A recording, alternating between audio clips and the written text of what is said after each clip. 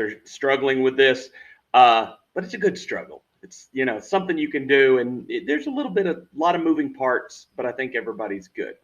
First off, I've had a couple of people ask me if they could go ahead and use some of our new technology, the methods we're learning right now.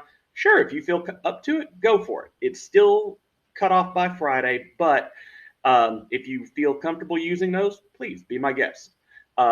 I've got other people that are going beyond the requirements. Some are trying to put in the ASCII art so that you can see the hangman. That's great. Go for it. Some of you are trying to play around with other little tips and tricks to make it unique to yourself. Great. Go. Do it. Okay. What I'm going to discuss today is just kind of the pseudocode or the big chunks that you're going to need to address in it.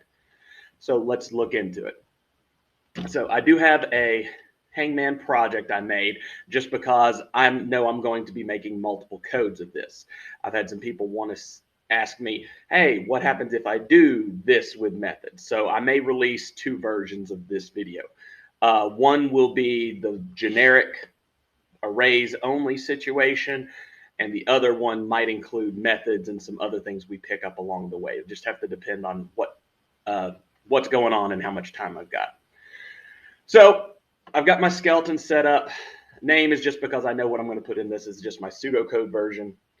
So everybody in my classes told me they played Hangman in some capacity. Some of you played it on paper, some on a board, some on an app, some on a video game. Great. So you all know the basics. Let's break down those basics and try to make it where it's digestible and it's something you can go for in your code. A lot of people still aren't using their comments or pseudocode to drive their creative force. So hopefully this will help y'all out because I'll use this to build the code. Okay. So I've got my skeleton with my scanner set up. So I've got pre-work. Then I've got the game itself. And then I've got options. Okay. So pre-work, what do I need to do? Well, okay, I need to load a few things. I need to load the word bank, whether you use mine or anyone else's. I need to load scanner, which this one's already done, so we can do that. Load word bank. I need to select a word.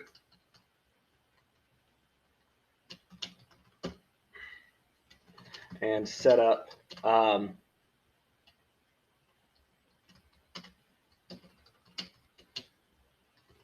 the arrays.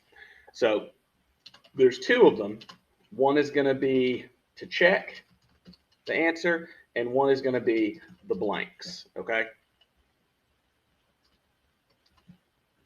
Those are required. I told y'all to try to do randomly. I will show that as well. Set up the arrays, check. And optionally, I guess you could have a title card. So that would be something that just says, welcome to Hangman, or this is Hangman, just to let them know it doesn't just start like, give me a letter. Title cards are important when you do apps or UIs or anything like that, but it's not expressly said in the problem, so I'll just make it optional. Okay, we got that set up, got that up, got that up, got that up. Okay, now we're ready for the game itself. Okay, we know how it starts. Ask or prompt for a letter. Okay, scan the answer to see if letter is correct. Okay, then you've got your fork in the path. Okay, if yes, what happens? If it is part of your answer, I need to do a few things. I need to replace the blanks or the corresponding blanks. I also need to check to see if duplicates, and by that I don't mean that I've already asked this letter, I mean I need to see if it's used any other time in the Hangman, because there's no guarantees that it's a unique letter. So if I find it once, great, but I need to make sure it finishes the word so that it sees if it's used ever again, or the phrase, depending on how you do your word banks. If yes, we correspond to good. Okay. If no, there's some other things we've got to do. First, we've got to decrease guess. Ooh, which is something we need to do up here. Reset guesses. And again, you can do whatever. I think they used 5. A lot of people I see are coding 6 or 7. That's great. I'll do 5 just because that's what they're doing. So I need to decrease the guesses.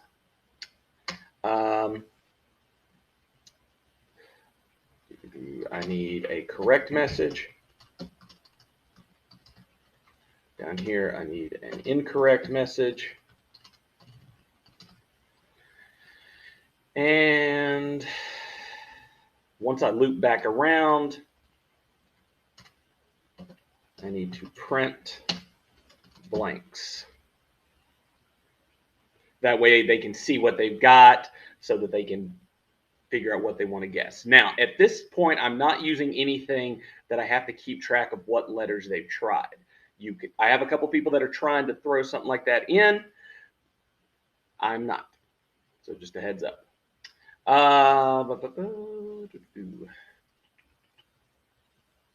Okay. Decrease incorrect. Okay. And at this point, this is where we loop the guesses. Okay. That's going to go right back up to the top. But inside this area, I've also got some other things I've got to watch for. I've got to watch for test if solved. Okay, so I need to see if they've solved the whole phrase. Test if guesses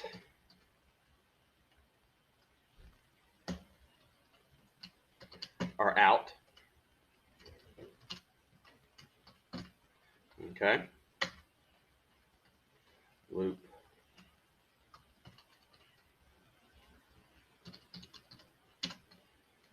Okay, loop back to the prompt up there. And test if guess, test if solves. These are going to be our 2 exit vectors. And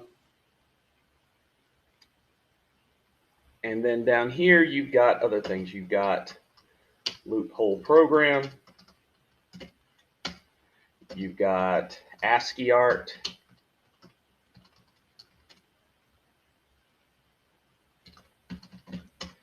You've got keep track of letters used.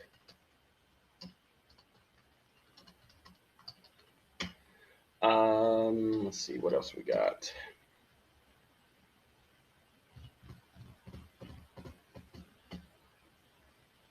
Those are pretty much it right there. Now, for those of you concerned on how we do some of these things, the full video will explain. This is obviously going to be a loop here. So we're going to scan the whole phrase. I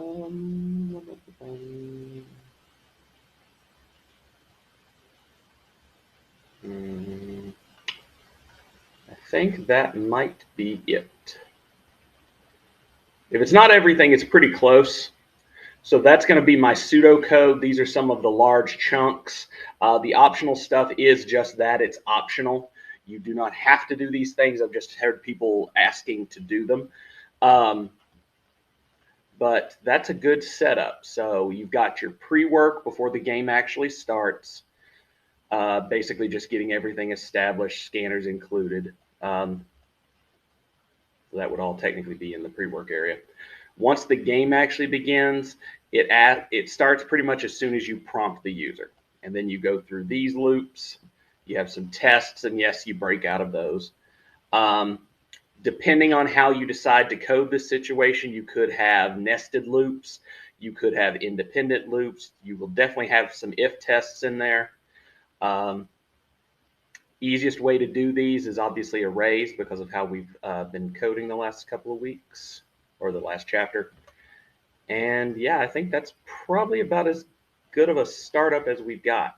Obviously pause this if you need to copy anything, but good luck and you'll have the answer after Friday.